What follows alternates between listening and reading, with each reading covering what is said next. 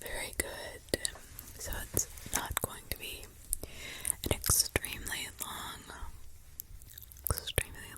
story, but apparently it's one of the best.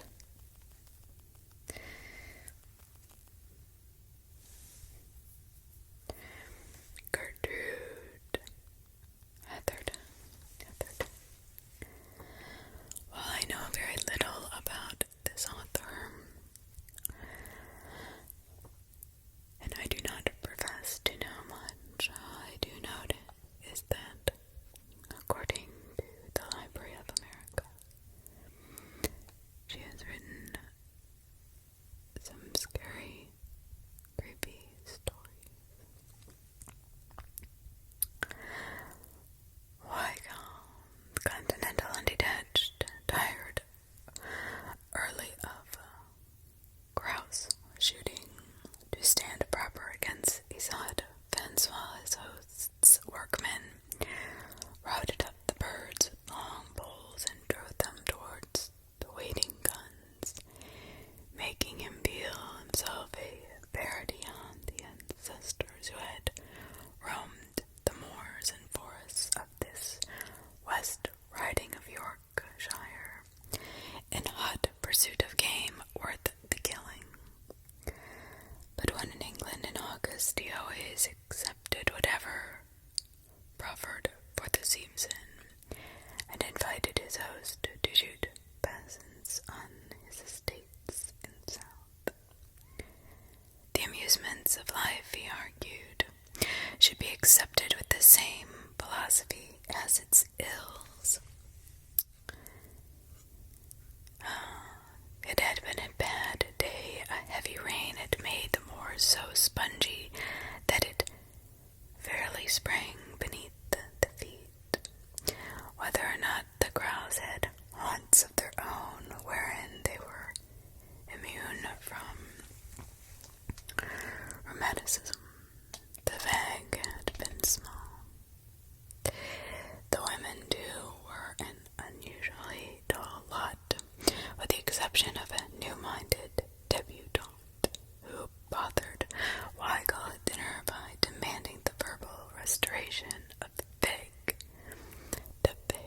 paintings on the vaulted roof above them. But it was no one of these things that sat on Weigel's mind, as, when the other men went up to bed, he let himself out of the castle and sauntered down to the river. His intimate friend, the companion of his boyhood, the chum of his college days, his fellow traveler in many lands, the man whom he'd possessed stronger affection for than all men, had mysteriously disappeared for 2 days, and his track might have sprung to the upper air for all trace he had left behind him. He had been a guest at the adjoining estate during the past week, shooting with the fervor of the true sportsman, making love in the intervals to Adeline Cavan, and apparently in the best of spirits as far as, was known. There was nothing to lower his mental mercury, for his rent roll was a large one. Miss Cavan blushed whenever he looked at her, and being one of the best shots in England, he was never happier than in August. So the theory that he had killed himself was preposterous. All agreed, and there was very little reason to believe he was murdered. Nevertheless, he had walked out of March Abbey 2 nights ago without a hat or an overcoat, and had not been seen since. Now the country was patrolled night and day. 100 keepers and workmen were beating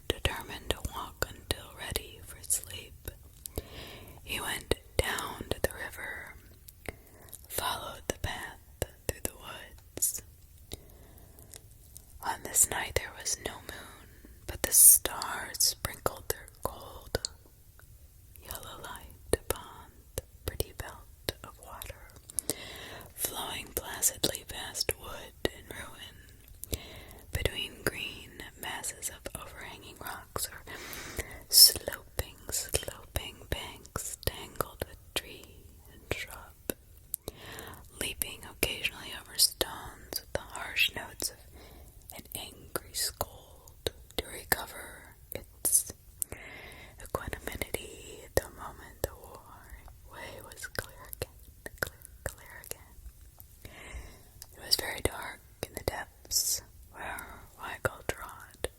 He smiled as he recalled a remark of Guilford's.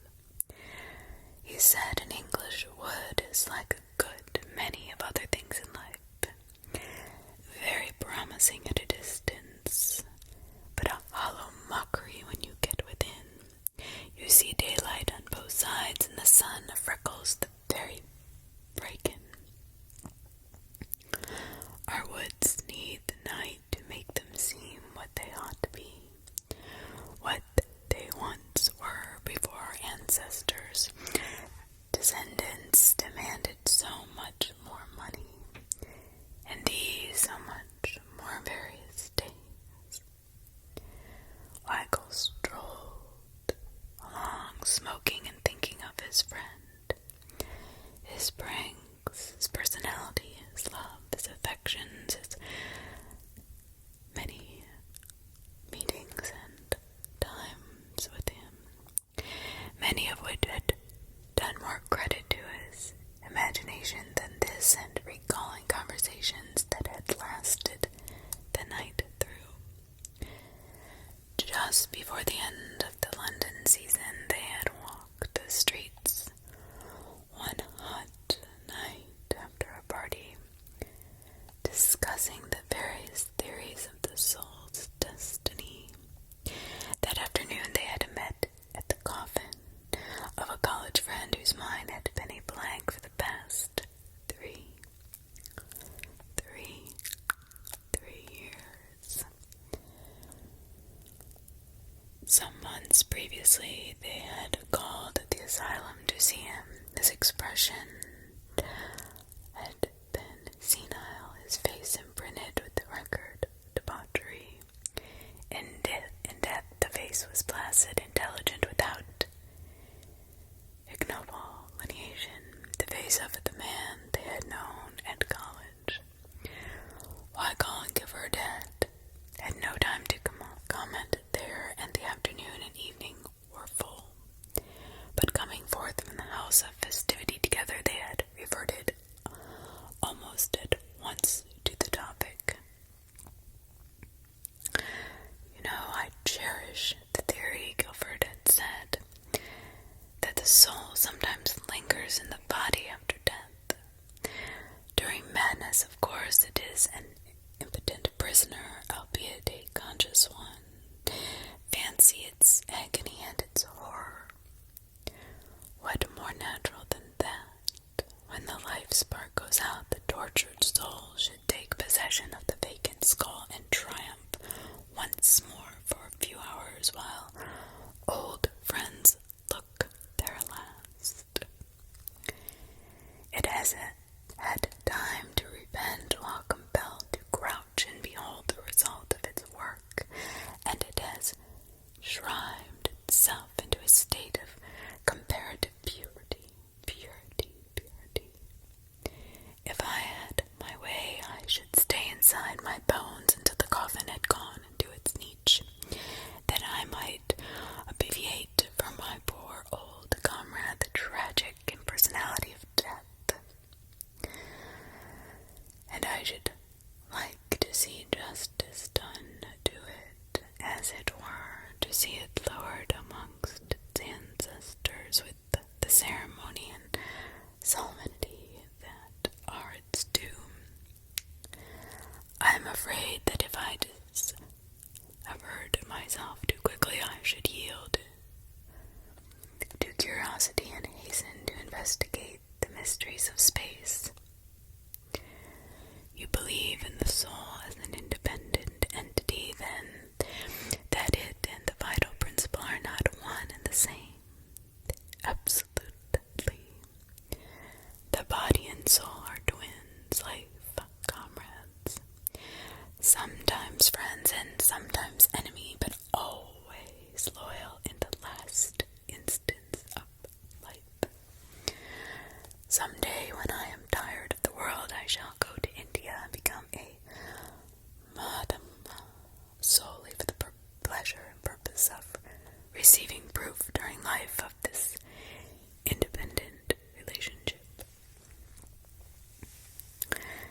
Suppose you are not sealed up properly and returned after one of your astral flights to find your earthly part unfit for habitation.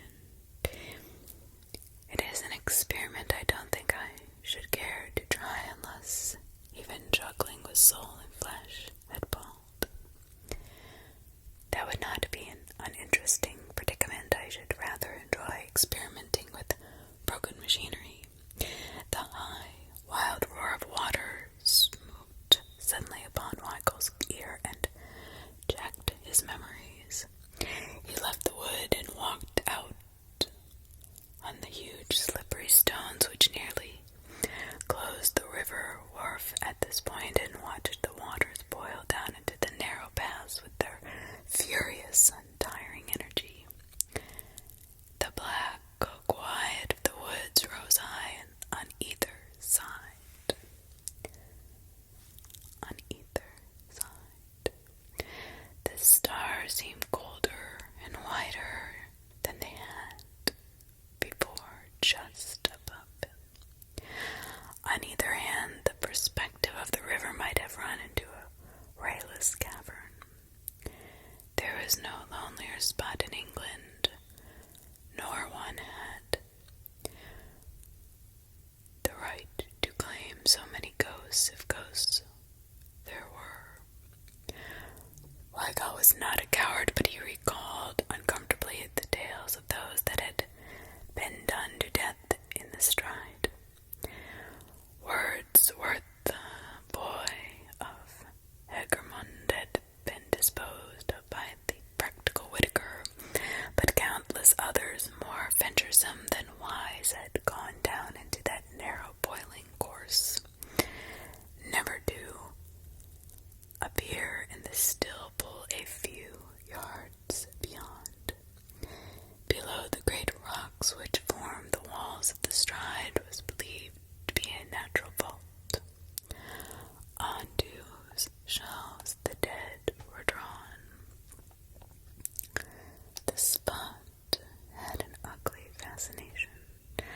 Weigel stood visioning skeletons uncoffined and green, the home of the eyeless things which had devoured all that had covered and filled the rattling symbol of man's mortality.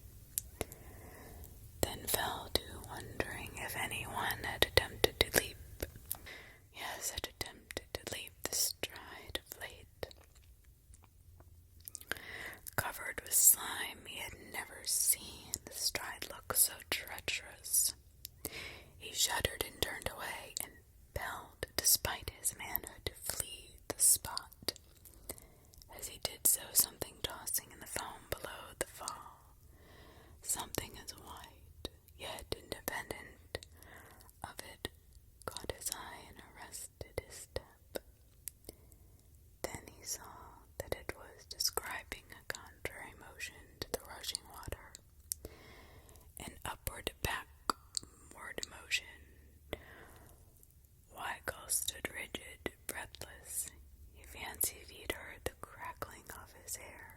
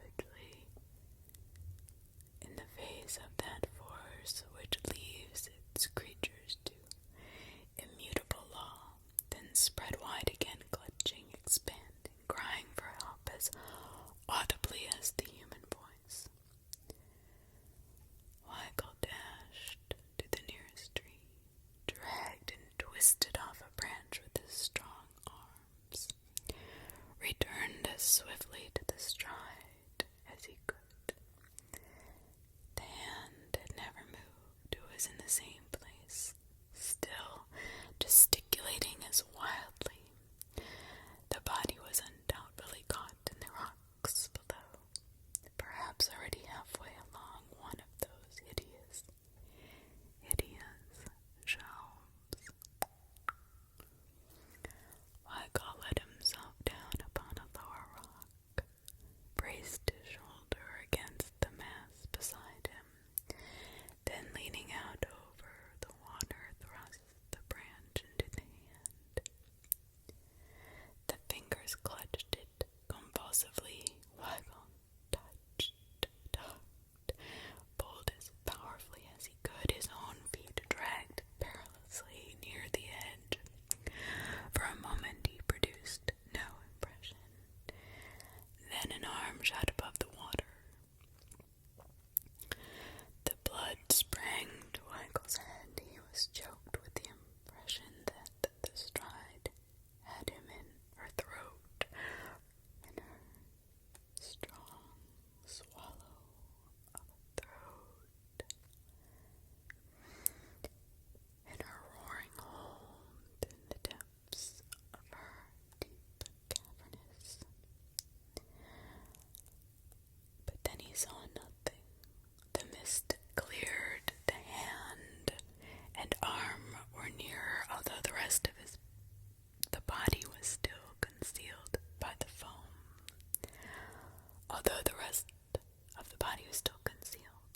Michael peered out with distended eyes. The meager light revealed in the cuffs links of peculiar device. The fingers clutching the branch were familiar. Michael forgot the slippery stones, the terrible death if he stepped too far. He pulled with passionate will and muscle. Memories flung themselves into the hot light of his brain, drooping rapidly upon each other's heels, as in the thought of the drowning. Most of the pleasures of his life, good and bad, were identified in some way with this friend. Scenes of college days, travel where they had deliberately sought adventure and stood between one another and death upon more than one occasion. Of hours of delightful companionship among the treasures of art and others in the pursuit of pleasure flashed like the changing particles of a kaleidoscope. Michael had loved several women, but he would have flouted in these moments the thought that he had ever loved any woman as he loved Wyatt Gifford. There are so many charming women in the world, and in the 32 years of his life he had never known another man to whom he had cared to give his intimate friendship. He threw himself on his face. His wrists were cracking, the skin was torn from his hands. The fingers still gripped the stick. There was life in them yet. Suddenly something gave way. The hand swung about, tearing the branch from Michael's grasp. The body had been liberated and flung outward, though still submerged by the foam and spray. Michael scrambled to his feet and sprang along the rocks, knowing that the danger from suction was over and Gifford must be carried straight to the quiet pool up ahead.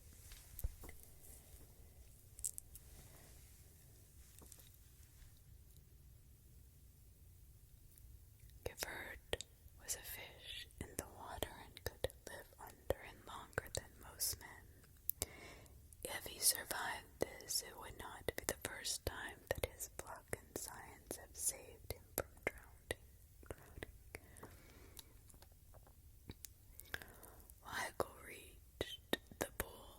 A man in his evening clothes floated on it, his face turned towards a projecting rock over which his arms had fallen, upholding the body.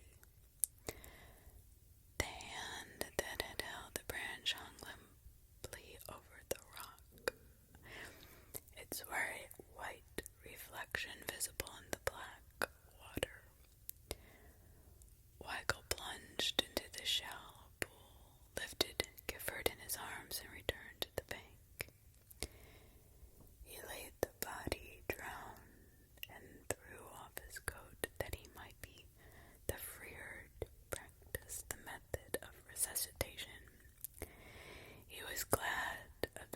moment's respite. The valiant life in the man might have been exhausted in that last struggle. He had not dared to look at his face, to put his ear to the heart. The hesitation lasted but a moment. There was no time to lose. He turned to his prostrate friend. As he did so, something strange and disagreeably smote his senses. For a half moment he did not appreciate its nature. Then his teeth clacked together.